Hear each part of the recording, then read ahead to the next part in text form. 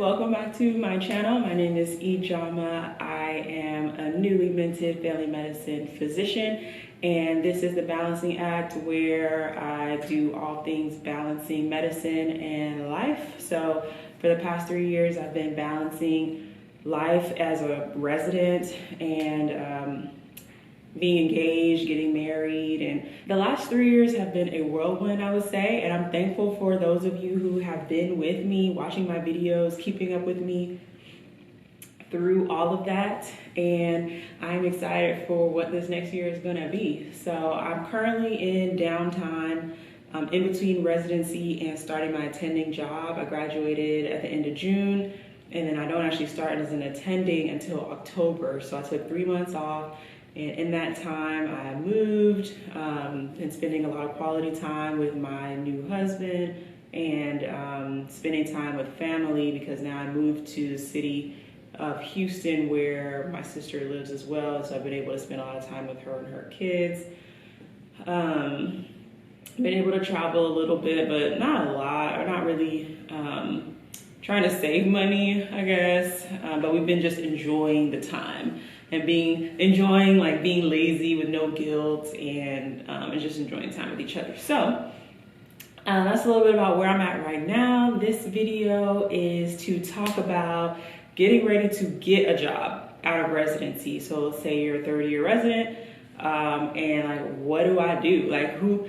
How do I start? What does it look like to get my first attending job? So I know for me, I don't really get that much guidance per se. I mean, yes, there's people who as I talk to advisors and other faculty, they will give me certain tips, like things to ask on interviews and things like that. But the process, I really didn't really know much about, and didn't even know when to start, how to start. And so I'm gonna just share kind of what I went through and to give you tips and give you ideas of what's gonna happen so that you can be ready when it's your turn. So first things first, what you're gonna need is your CV and plus or minus a cover letter. Now, I got through without having a cover letter, and most of the jobs I applied to did not need a cover letter. I don't know if that's a family medicine thing or not, but I didn't have a cover letter, but most of the time you'll need one. So you'll need your CV. Make sure your CV is up to date. Make sure it's been reviewed by someone in your faculty that you trust. This is the time to kind of get rid of all the random college clubs that you may have done, or stuff that is not pertaining to medicine, or pizza delivery driver, certain things that are not going to be as important. This is time to really shave it down to the things that are pertinent to the medicine. You want to cover things that you did in residency that made an impact, awards that you've gotten, any recognition, whether it's national or not. Those are the things that need to be on your CV. And of course, any of your BLS, ACLS training, your degrees, and all that usual stuff. But just make sure it's pared down, and it's just the stuff that's medical related that the jobs are going to want to know about. Because if you were secretary of a knitting club or something, that's just no longer going to be important for this phase. So get your CV ready. Sorry, I'm reaching over because my notes are on my phone. A cover sheet is basically a paragraph stating a little bit about you and your intent. So you can do this quickly, such and such, I was born here, my family's like this, in the medical field, my goal in medicine is to achieve this, I'd like, this type of environment, something like that. Like I said, I didn't write one, so I'm not gonna advise you on something I didn't even do, but if you do that, just make sure you run it by a faculty member that you trust again. So that's gonna be the most important thing in regards to the cover letter. But when do you even start? No one told me when to start. I actually started looking for a job because I was in clinic one day, and my chief resident was precepting me, and he was doing something with a job, and I was like, he was doing something with a job on his computer, and he asked me how far are you with your job hunt? And I was like, job hunt? This was October, so it's September now. So it's imagine, it was October. I was like, job hunt? I haven't started.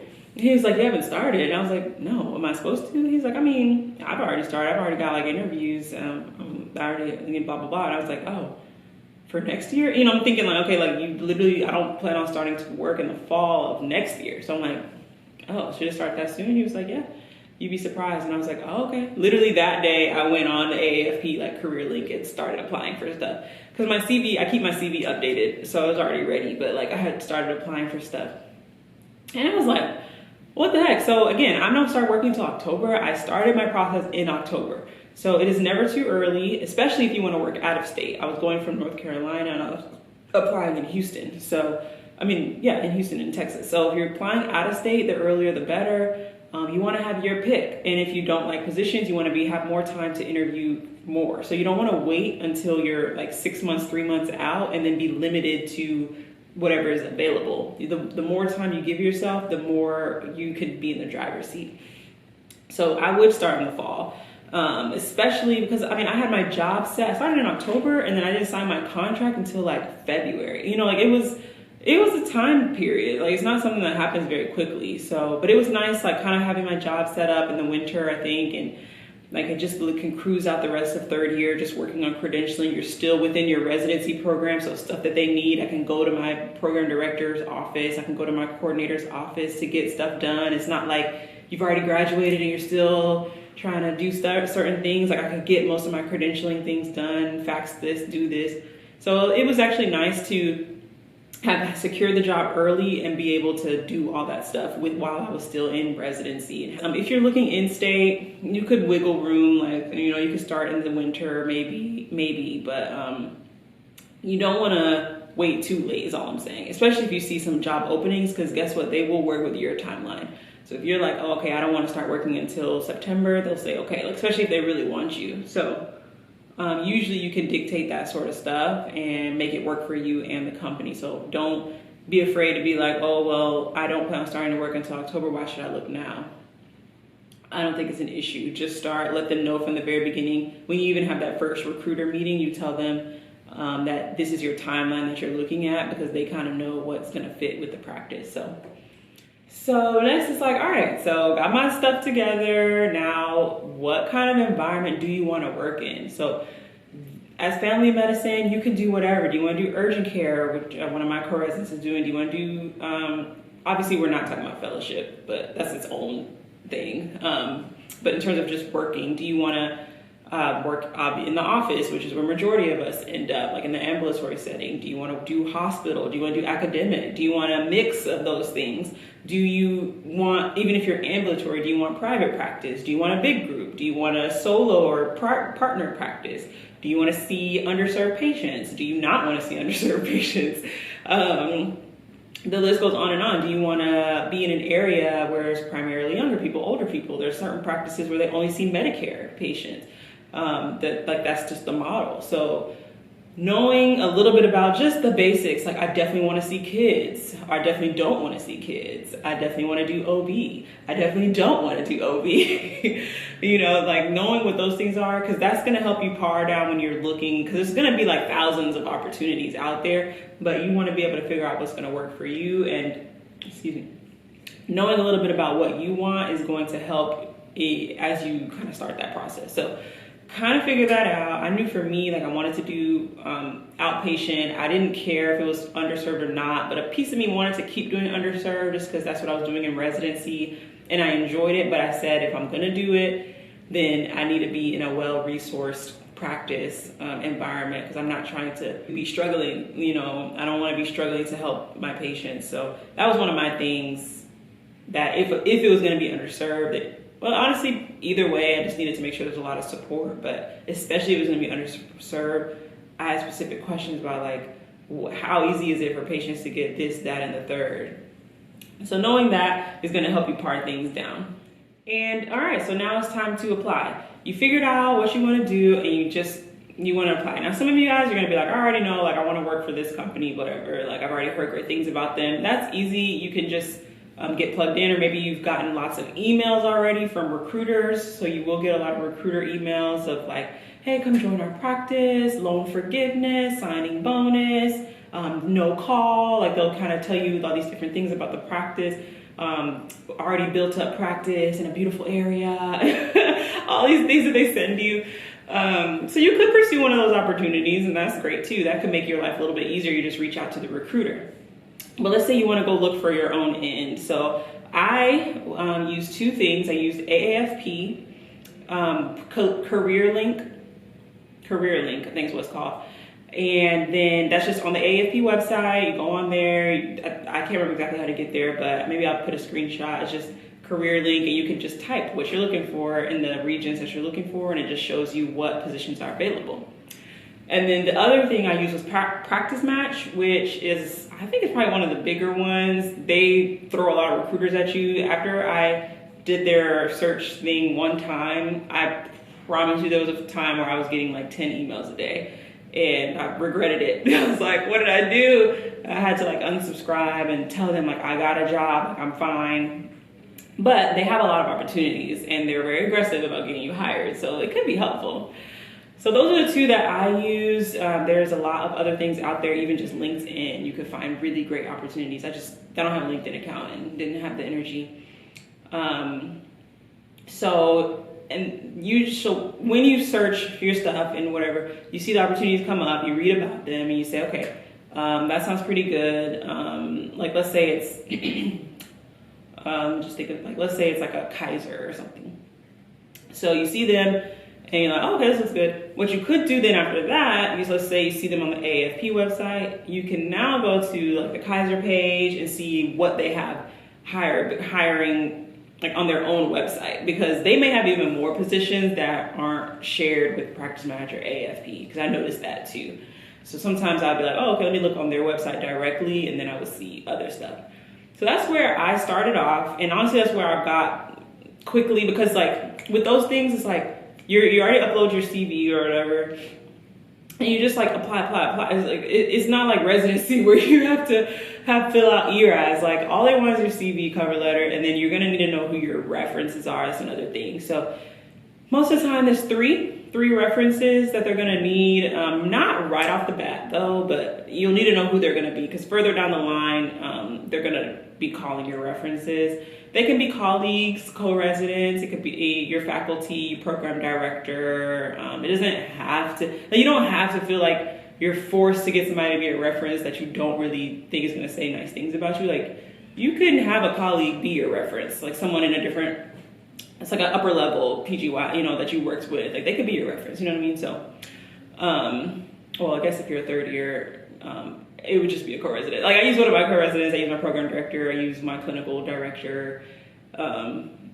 Anyway, you're gonna have to know your references, but that's really all they need. And they already know you're competent. You just finished residency, especially if your program is, ACGME, like they kind of already know your skill set.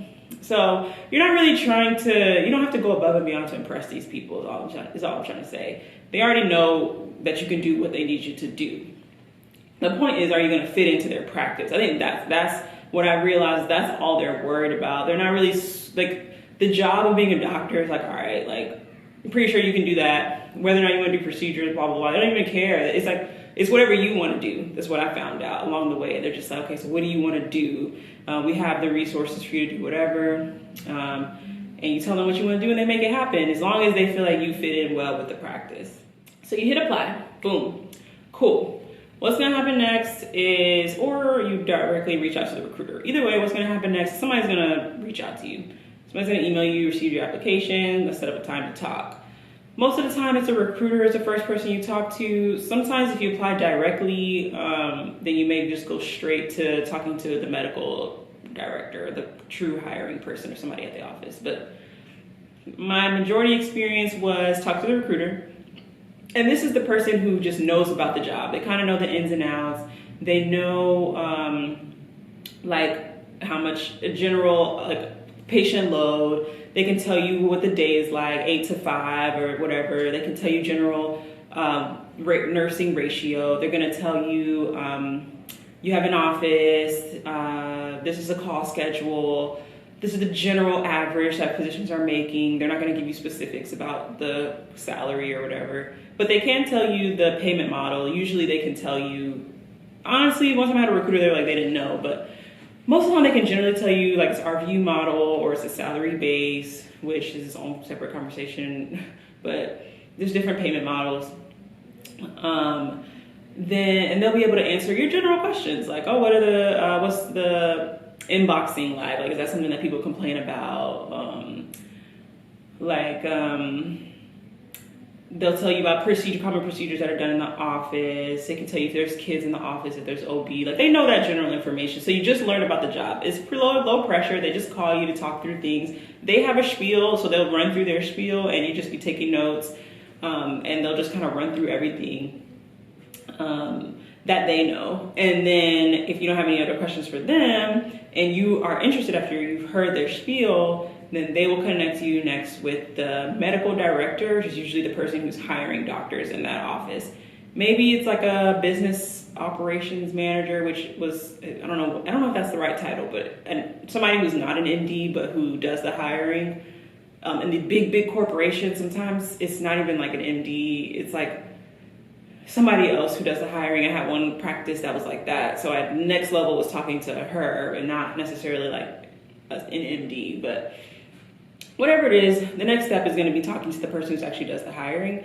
And this interview is going to be more formal. So, I mean, it depends. It's family medicine again. Like, it's not like crazy, but I definitely got more grilled during those. So it would be like, tell me about yourself, what brought you to the practice, what made you apply, what are you hoping to get out of your work here, maybe tell me about a time you had to work with a difficult patient or a difficult colleague, what are some of the strengths that you feel you bring to the practice, where do you see yourself in the next 10 years? I think 2 people asked me that, either the next 10 years or 5 years. Like they kind of want to get an idea of like, do you plan to be with the company long term? Like, do you plan on being in this city long term? Are you going to be moving around? Are you planning to start a family soon?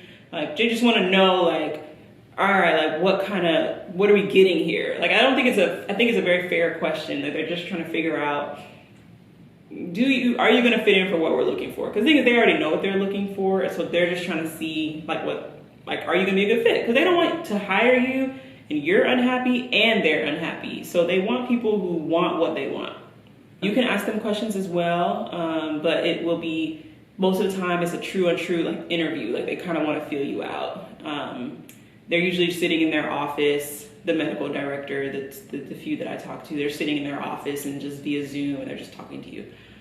One time it was a panel and I was like, woof, yeah, doing the most. One time it was a panel and I think I just wasn't prepared. I didn't do that well in that interview and I didn't get that job. And I think it's because I just did not expect a panel of people and they were just like grilling. I was like, so back it up. I was just trying to and I'm not good at thinking on my feet. I do not work well under pressure. I do not think well on my feet. So I don't think quick on my feet. So if I get backed into something, I'm going to be like, I think that's a really good question for sure. I think one scenario that sticks out to me would have to have been back, I think when I was a resident, I'll be like that, I do not, some people be like, oh yeah, of course, like my husband, oh my God, you can't trip him up for anything. If you ask him anything, he's just like, oh yeah, back when I was, even if he's making it up, he'll just go. But me, I'm like, so that interview didn't go very well. But just be prepared that next level after the recruiter is definitely going to be more of a formal interview versus with the recruiter, you're kind of in the driver's seat there. You're just literally learning about the job to see if you even want to go to that next level. Also, when you move on to that next level and you have that question, they are going to talk a little bit more about money. Now, one company that I've interviewed with, they specifically said that they will not be talking about money until the very end because they want to make sure that they're just you're going to be well compensated or whatever, but they didn't really bring it up. Actually, 2 of them. I interviewed 4 places, and 2 of them did not bring up money to the end. Actually, they just kept saying you'll be well compensated. Our physicians have good, competitive salary. You'll be well compensated, and they didn't even talk about it. But They will be able to tell you how you make money. And so you'll learn about the model. Is it salary, meaning this is how much you get paid no matter what, whether you do a little bit, whether you do a lot of it, so that this is just your salary. And then you can make bonuses. They'll tell you about how you do the bonuses. So it's usually quality or patient satisfaction, that type of stuff. Or is it an RVU-based model where you get paid per RVU, which is revenue value unit, related to the things that you're billing and charging and doing in the office. And if you're getting paid based on that, you can also get bonuses too. They talk about the quality bonuses, performance bonuses, productivity bonus, or is that the same thing as performance bonus? Either way, they'll tell you about all that kind of stuff, but they may not be able to, they may or may not go into specific detail. Even if you ask them, they'll be like, oh yeah, that's something that we talk about in the next phase or something. So yeah, you'll learn everything. Like that's the time to figure out like everything you want to know about the interview, and they're going to figure out everything about you, because after that, generally is, you finish the interview and they say, thank you for your time. We'll be in touch. Or you may even say, I really enjoyed this interview. What are going to be the next steps? It just depends, y'all. Like sometimes that you already know that you're a good fit and they're going to want you, and that could kind of come out, especially if you're talking to the medical person who's hiring, and that they may say, you seem like you'd be a great fit. Do you want to go to the next step? Or they may even ask you, like that happened to me. They're like, oh, and you're like, yeah. And so it's like, okay, great. I'm going to email you soon. Or it may be, you may ask, what's the next step? They'll say, okay, we're going to be in touch with you in a few days. Something like that. Either way, the next step after you have that interview is usually the ball's in their court, and they're going to message you. Of course, you'll send your thank yous and stuff, but they'll say, we really enjoyed talking with you, offer you a site visit. Something along those lines. Either they'll just offer you an offer or see if you have any other questions, but they usually will offer you a site visit, which is where you could go travel to see the clinic. There, you'll be able to talk to another MD, like just a regular doctor who works there, and you can kind of see what their experience is like. They may also offer you, if not a direct site visit, then they'll offer you to just have a conversation with one of the doctors there so that you can pick their brain before. Like, let's say the site visit is not possible for you, that you can just they give you the phone number where you can talk to a doctor who works in the office. So something along those lines where you can maybe get a little bit more personal information, maybe a site visit. And I did 2 site visits. And then one job, two I did site visits, the ones that gave me offers. 2 of them, after that, they were like, no. I mean, they didn't just say no, but they were basically like, we enjoyed your interview. However, we feel like there may be other better candidates or something like that. I can't remember, but they let you down easy, but they'll just say like, you just feel like they weren't the better fit. Thinking back to those jobs I didn't get, I think I just didn't say the right things. Like they're looking for, I think one of them I probably sounded way too ambitious. It was one of my first interviews, and I was being honest. They were like, where do you see yourself in 10 years? I'm like, psh.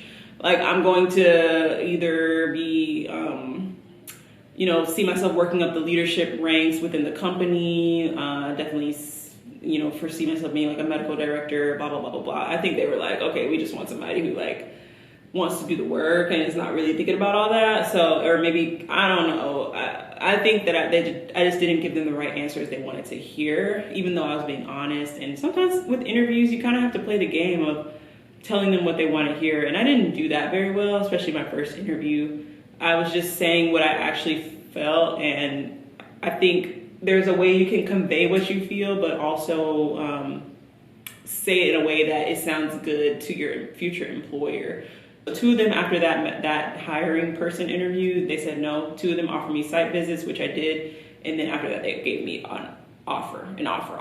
After I confirmed that I was like, after the site visit, you say, oh, I really enjoyed the site visits. I like talking to such and such. I look forward to the next step. And then they'll send you an offer like, oh, that's great. Like we enjoyed you. We really want to work with you. We'll be sending you an offer shortly, or, we'll be sending you a contract shortly or something like that, where you can actually get the formal offer. So I got 2 offers in my process. I'm not sure what's normal. Again, nobody talked to me about this. I don't know how many you're supposed to get before you make a decision, but when they send you an offer, they kind of need an answer. So you can't just dilly-dally along like, oh, I have this offer, I'll wait 2 months before I respond to them because I want to get more offers or I need to do more interviews. Because again, it's a process.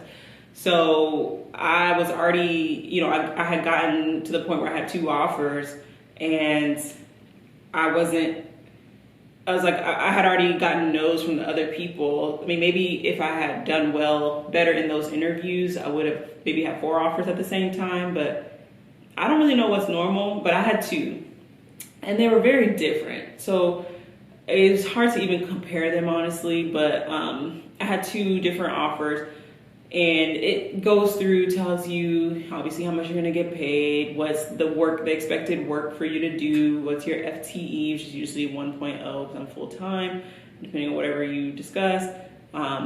What's the days of the week are you expected to work? What else? Vague stuff of being able to perform procedures, but that stuff is kind of vague, nothing specific. It just goes over that. It tells you, they give you your benefit package, give you an idea of what that's going to be like, your PTO, your CME, your sick days, disability, that kind of stuff. And you just review it and you look at it, and you talk to somebody about it. Now that part I definitely reached out, because I'm like, I don't know, I mean, it looked good to me, but one of them was more of a contract-based offer. So basically the offer, they sent me like a draft contract as the offer, and I was able to, sorry. One of my offers came in contract form, so what I was saying. Now in that sense, since it was already the whole contract, I had someone who was a lawyer review that contract and just explain to me what it said. I could read it myself for the most part and figure it out, honestly, and it was standard. Like they said, it's like standard contract for everybody, and like a lot of it is not very refutable, or you can't amend it, I guess. It's like their standard contract for all new hires. I just had somebody else who's a lawyer read it to me, just make sure that I wasn't tripping, like went over like everything with the non-compete, the salary, any little random things that like the, what is it called? I could honestly do an entire different episode about what I learned with the contracts, but specific stuff about termination, termination without cause, just different things like that she was explaining to me to make sure that I understood. I also used YouTube. Hello, YouTube University. I watched YouTube videos about what to do with your contract, like how to review it, what things to look out for, things for doctors to look at in contracts. There's a lot of great videos out there for that too.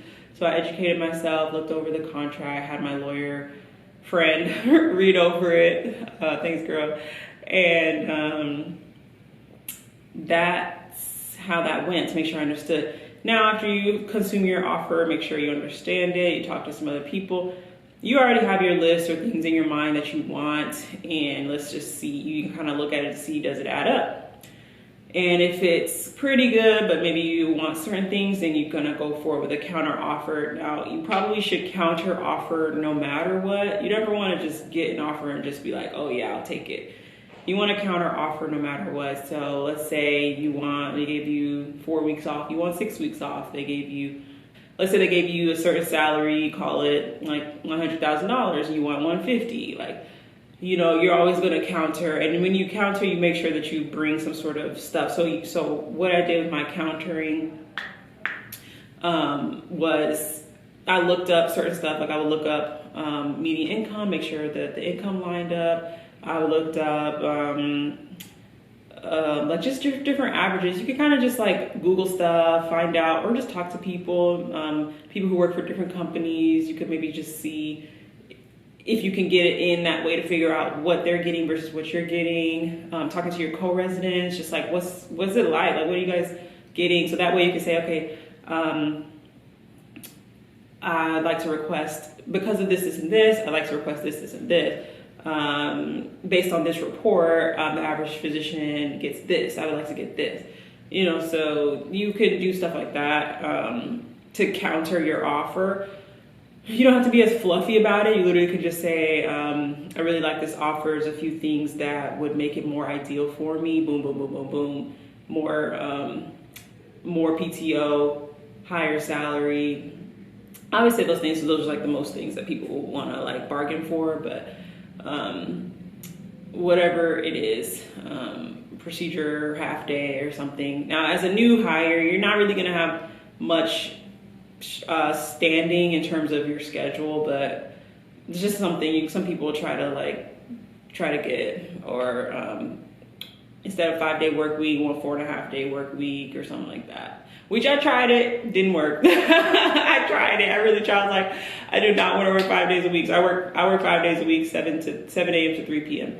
Which the hours are not bad. It could be worse, but man, like it's 7 a.m. to 3 p.m. and there's a 2-hour break every day. So the days are shorter, but there's 5 days a week. I kept saying like, oh, I want a 4.5 day. I tried to bargain for that, it didn't work. But you can try.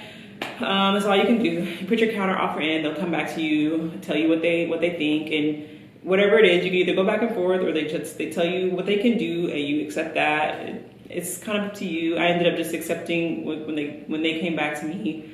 I said, you know, everything sounds good. They clarified some stuff in the contract, and for me it was good. Like I don't know. It felt pretty good to me, the earning potential and whatnot. So I went with it, and that was that. Then it began a whole new process, which we can talk about another conversation, of credentialing and what you do after you've landed a job. So there's so much stuff you have to do afterwards, a lot of paperwork. Then you have to work on your medical license, blah, blah, blah, all that fun stuff. So after getting hired, it's still a whirlwind of paperwork, but at least you kind of know that you're settled and you have something secure. All right, you guys, so I'm all out of breath. So I am all done. Those are all the tips that I have. It's a little bit of the process that I went through. I think I'm gonna open up another Q&A just to talk a little bit more about this type of stuff, whatever questions you guys have, just from residency and getting ready for being an attending. But that's all I got for now. This was a long video, and I appreciate you for sticking around and watching it through and through. I hope that you were taking notes. I hope you learned something, and maybe even just let me know in the comments what you're taking away from this video. Thank you guys so much for always supporting, watching my videos, liking them. Please continue to do that because it helps the growth of my channel and the growth of the family here. Please let me know in the comments any questions that you have. I'll probably add them to the Q&A and then do like a community post to get some additional questions. And I hope you enjoy the rest of your day or your nights. Thank you so much for watching my video, and I'll catch you guys in my next one. Bye.